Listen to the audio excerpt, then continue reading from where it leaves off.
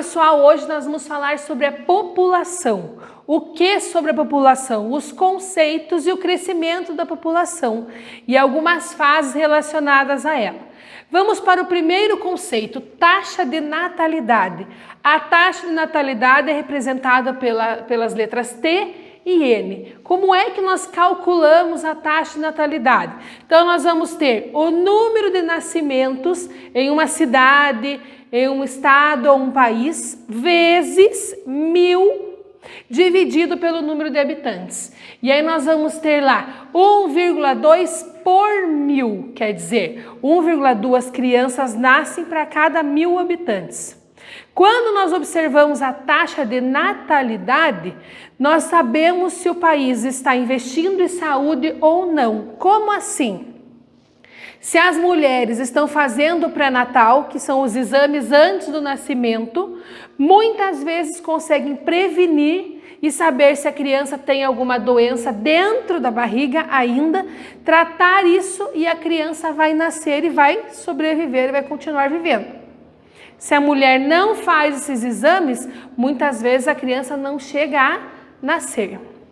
Próximo conceito, TM, que nada mais é do que taxa de mortalidade. Também vai ser calculado do mesmo jeito que a taxa de natalidade. Olha só, número de óbitos vezes 1000 dividido pelo número de habitantes. E aí a taxa de mortalidade, ela vai determinar como também está o investimento em saúde. Porque todas as pessoas durante a sua vida vão ficar doentes.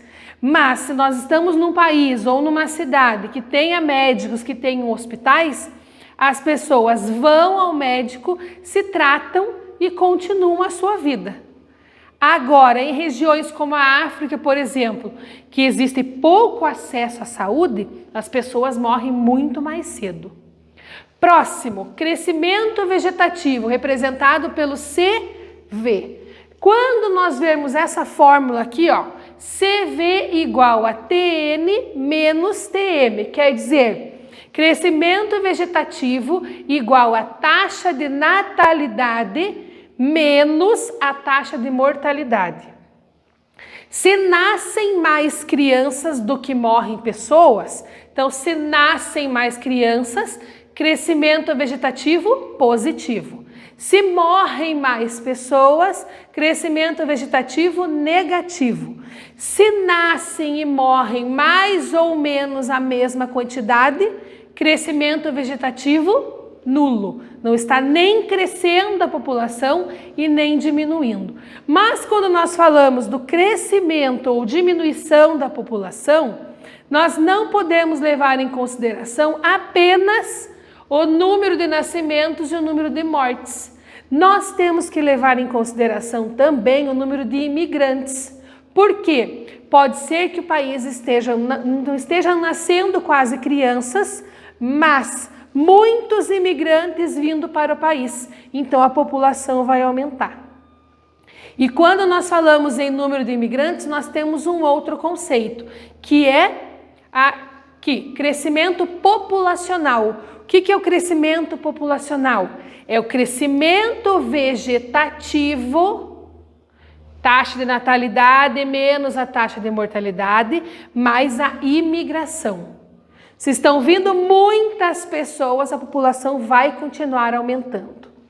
Próximo conceito, taxa de fecundidade. O que é a taxa de fecundidade? Número de filhos por mulher. Número de filhos por mulher em idade fértil. A mulher vai estar na idade fértil quando? Desde a primeira até a última menstruação. Por que é contado por mulher? Se nós formos pensar, uma mulher pode ter, se nós não formos ver gêmeos, né? Esqueçam os gêmeos.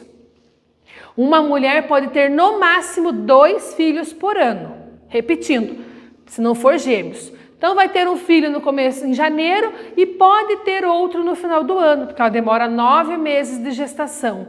Tá, e se nós contássemos a taxa de fecundidade pelos homens, quantos filhos os homens podem ter por um ano? Em cada ano? 300, 400, 500. É claro que nenhum tem. mas o homem pode engravidar uma mulher por dia ou até mais de uma, não é verdade? Continuando lá, agora nós vamos falar sobre as fases de transição demográfica, as fases do desenvolvimento da população dos países. Então, o que nós vamos ver? A primeira fase da transição demográfica, nós vamos ter lá, principalmente países de economias rurais, a taxa de natalidade alta, taxa de mortalidade alta, então nascem muitas crianças, mas morrem muitas pessoas. Então, o crescimento vegetativo vai ser baixo. A taxa de natalidade é alta por quê? Devido ao baixo custo para a criação dos filhos, porque os filhos trabalhavam no campo. Quanto mais filhos tivesse, mais mão de obra. E baixo desenvolvimento de métodos contraceptivos.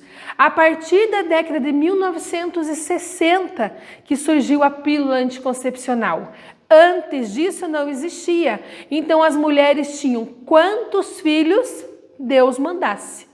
1, 2, 3, 4, 15. Vejam as avós de vocês, a maioria delas com certeza tem mais do que 3 filhos, 5, 8. Por que a taxa de mortalidade era alta nessa fase? Pouco acesso aos médicos e pouco saneamento básico. O que é saneamento básico? É água encanada que chega e sai da nossa casa. Segunda fase da transição demográfica. Taxa de natalidade alta, nascem muitas crianças, taxa de mortalidade baixa. Então, nascem muitas crianças e morrem poucas pessoas. Quer dizer, crescimento vegetativo alto. Por que nós tivemos nessa época uma redução da taxa de mortalidade?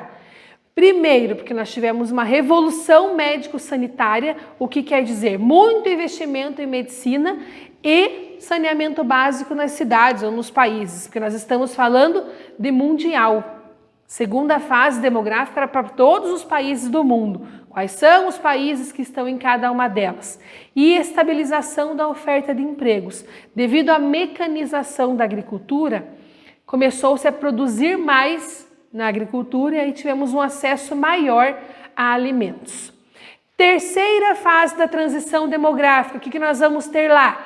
Taxa de natalidade alta, taxa de mortalidade baixa, então nascem muitas crianças, morrem poucas pessoas.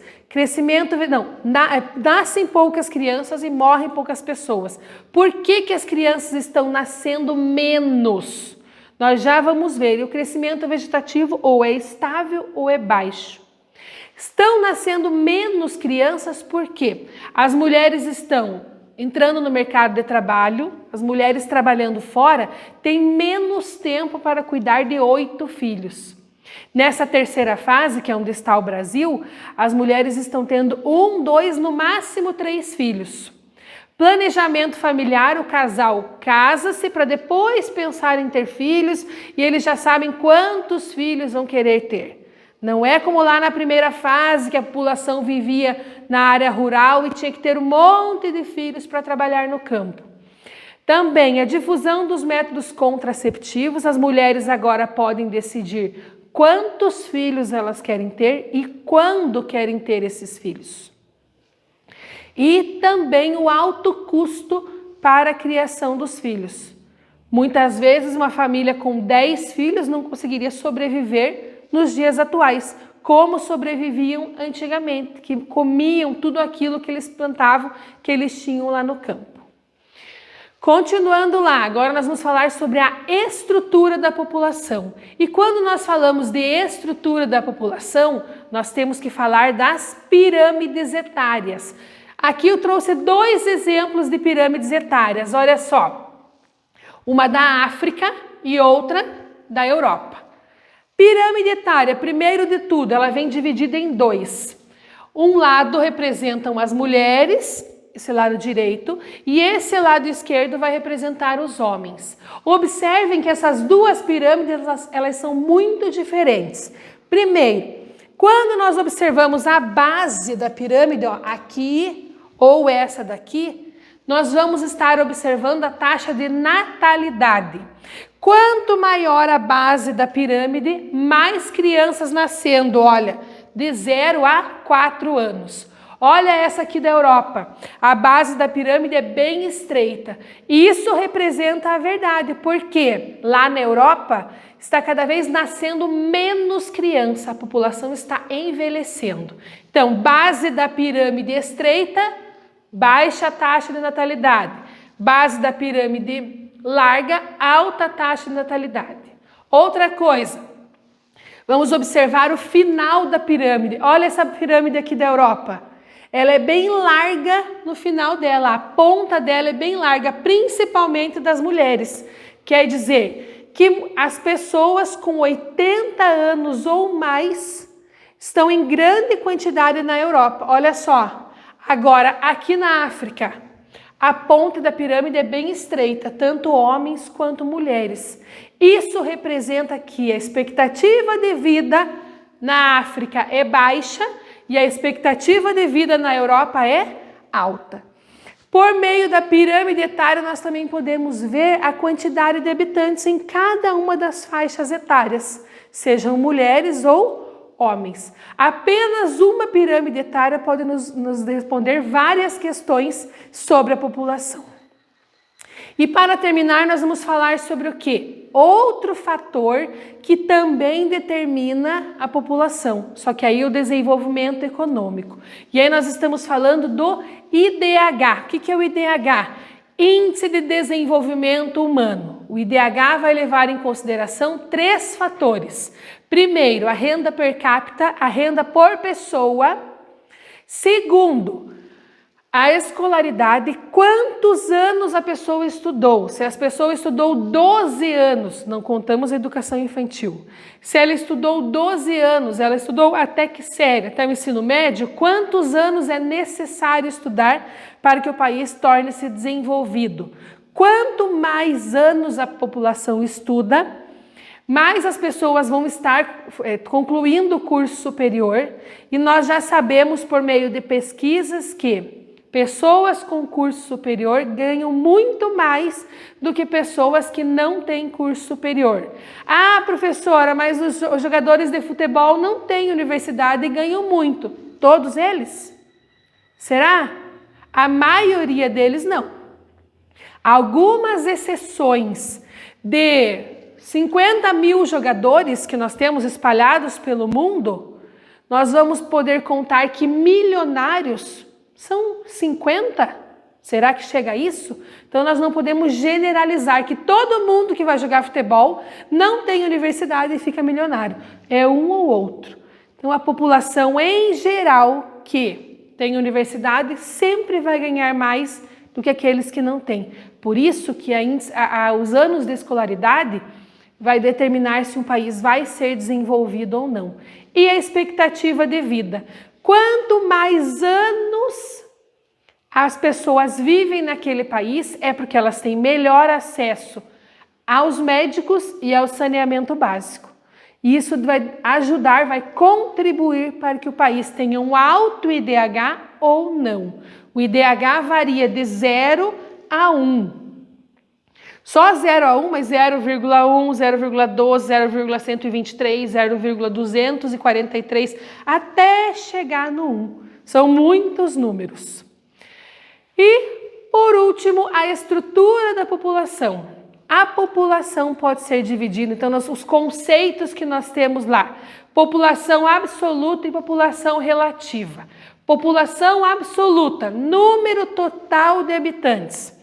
O país mais populoso do mundo é a China, com 1,4 bilhão de pessoas. População relativa, ela vai determinar se um país é povoado ou não. Como é que eu calculo a população relativa? População relativa também chamada de densidade demográfica. Número de habitantes dividido pela área.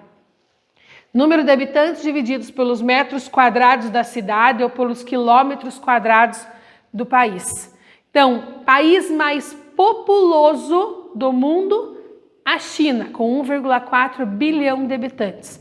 País mais povoado, onde tem mais concentração de pessoas, é a Índia. Então, hoje nós vimos todos os conceitos relacionados à população. É claro que ainda tem algumas teorias demográficas que nós vamos ver na próxima aula. Espero que vocês tenham aprendido pelo menos um pouquinho e até a próxima aula. Tchau para vocês!